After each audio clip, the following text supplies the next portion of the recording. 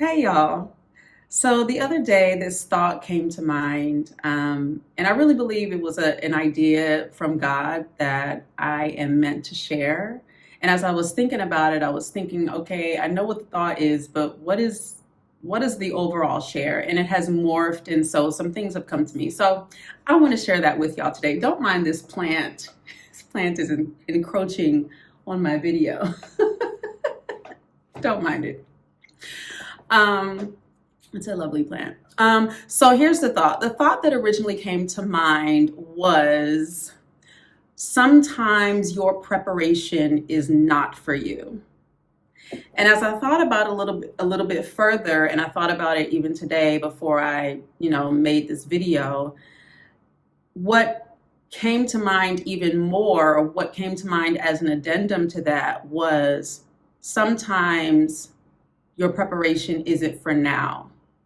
So the whole idea is sometimes your preparation isn't for you, and sometimes your preparation isn't for now. Um, right now, I'm in Ghana, as you know, if you watched my last video, which so many of you have, and thank you so much. I'm glad that video is resonating with so many of you. But right now I'm in Ghana, and I'm attending a women's conference here in Accra.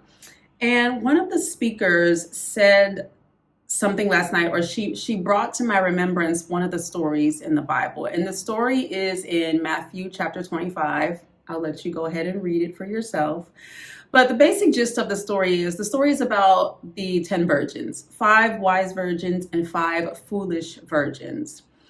And as the story goes, there were 5 wise virgins and 5 foolish virgins, and they each had a lantern. Now, the 5 wise virgins had extra oil in their lamp, and the 5 foolish virgins did not have extra oil in their lamp. And these virgins are waiting for the bridegroom to come. Now, this is a parable, and this story is supposed to represent the kingdom of God. So you have the wise virgins, you have the foolish virgins. The wise virgins had extra oil in their lamps. The foolish virgins did not have extra oil in their lamps, and they were all waiting for the bridegroom to come. Now, the bridegroom was a little bit late, and so as time went on and night came, everyone fell asleep while they were waiting. And then a call came throughout the city that the bridegroom was coming, and all of the virgins woke up, and the 5 wise virgins still had enough oil in their lamps to light their way so that they could make their way to where the groom was. The foolish virgins did not have any oil in their lamps, and so they were not able to light their lamps. So the wise virgins were able to leave where they were and go to the bridegroom and use their lamps to light their way in the night. And the foolish virgins were asking the wise virgins, hey, can you share some of your oil with us? And the wise virgins, who had enough oil because they had brought extra oil, they had brought enough for themselves, said, well, if I share with you, I won't have enough for me. Maybe you can go out in the town and buy some oil. Meanwhile, the wise virgins are making their way to the bridegroom using the light of their lantern with their extra oil. The foolish virgins are looking for oil now, and they miss out on the opportunity to come in and meet with the bridegroom. And I think that is a perfect illustration of this idea. Sometimes your preparation isn't for now.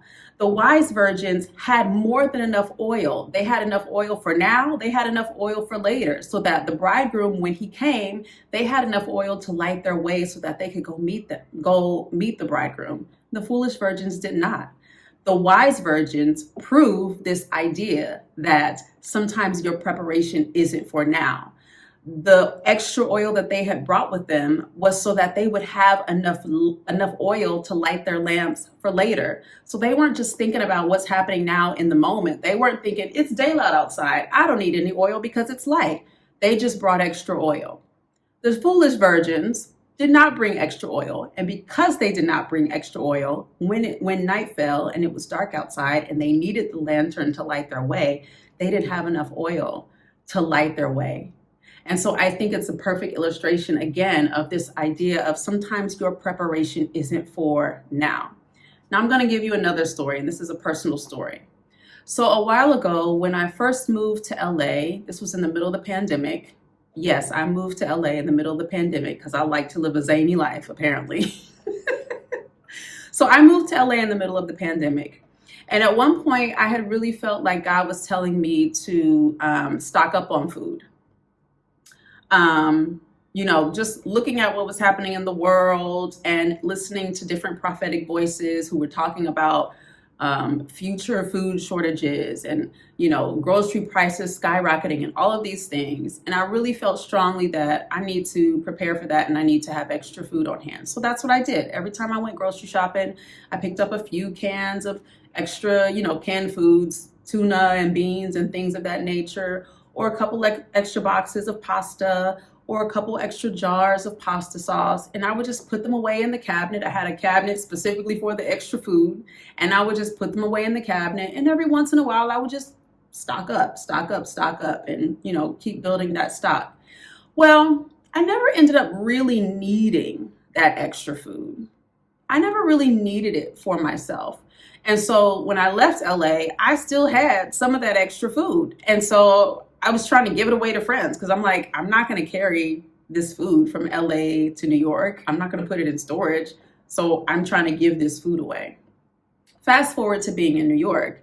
And as I was about to leave New York, I had done the same thing that whole year. I felt like I had stopped stocking up on food for a period of time. And then again, I was reminded, hey, you need to be stocking up on food. So I started doing it again. When I got to New York, I was doing the same thing. A couple extra jars of pasta sauce, a couple extra boxes or bags of pasta, a couple extra cans of tuna or salmon or beans or whatever, and putting them away in the cabinet, just stocking them away.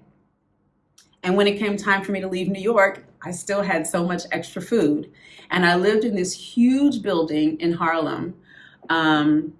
And there was a huge group chat for the building. And in the building, there were a lot of students, a lot of international students, and just, younger students. And one day, I think a couple weeks before I was leaving, one day someone posted in the group chat, hey guys, I'm so sorry to ask, but something's wrong with my debit card. I can't buy groceries. Can someone help me out? They were asking for help. And I messaged the person privately and I said, listen, I'm about to move and I have all of this extra food. I'm not going to eat it before I go. There's no way I can eat it before I go. Do you want it? And the person was apologetic and like, oh, I'm so sorry. I don't want to take it. And I'm like, I am not going to eat this food. You do not have to be sorry. You're actually doing me a favor if you take this food off my hands. So she came to my apartment and I gave her pasta sauce and pasta and, canned tuna, whatever I had, I gave it to her. And she was so thankful and so grateful. But that illustrates the idea that sometimes your preparation is not for you. In both of those instances, I had been prompted to gather extra food, and I never really ended up needing it. Yeah, there was a time where, grocery prices shot through the roof.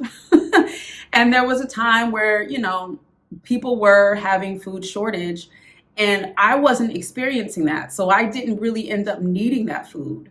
But as time went on, I was able to bless other people with that food simply because I had been obedient to the idea or to the thought or to the direction that, hey, you need to stock up.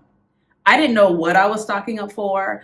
I didn't know when I was ever going to need this food. All I knew was that I felt very strongly and very deeply that I'm supposed to stock up.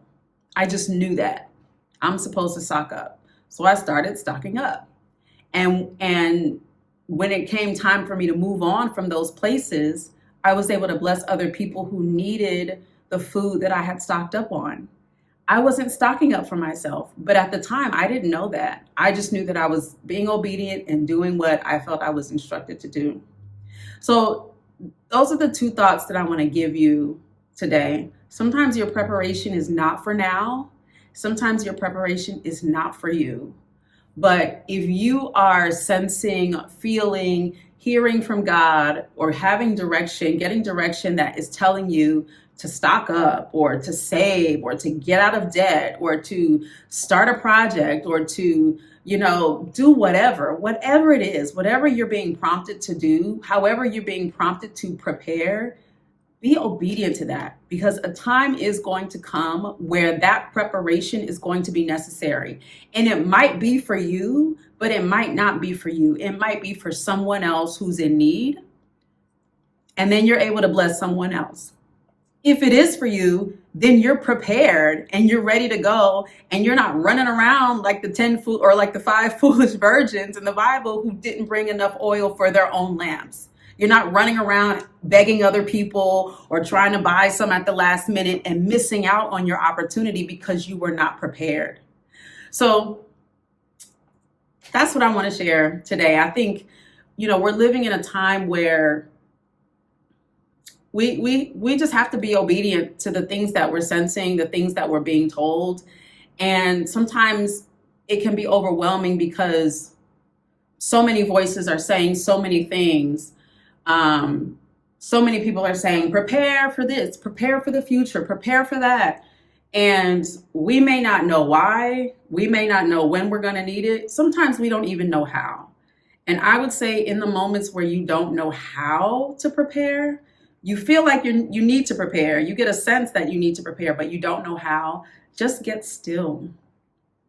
Because everybody's preparation doesn't look the same. Your preparation isn't going to look like my preparation. My preparation isn't going to look like my friend's preparation who has a husband and 2 kids, or my other friend's preparation who is taking care of family members or whatever. Everybody's preparation doesn't look the same. So when you are sensing or feeling or being told or being instructed that you need to prepare and you don't know how, just get still and ask God, okay, I feel like I'm supposed to prepare, but I don't know how. So just give me a little guidance and do what you're guided to do so that you can be prepared for you or maybe for someone else. So that's the thought that came to mind. Sometimes your preparation isn't for now. Sometimes your preparation isn't for you. If you don't know me, my name is Tryphena Wade. I am a professional actor, Broadway, TV, and film. I am a certified master life coach specializing in fearless living, and I'm a globetrotter. And right now I am enjoying my time in Ghana. I will talk to y'all later. Peace.